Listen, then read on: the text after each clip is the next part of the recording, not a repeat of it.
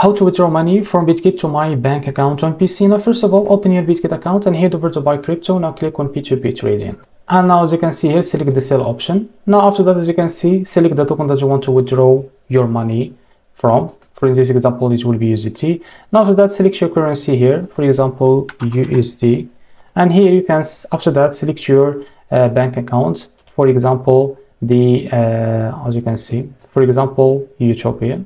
After you select your bank account, select after that the provider that you want to sell your token to. After that, click on sell. Now, as you can see here, click on confirm. And after that, here you can type how much you want to withdraw.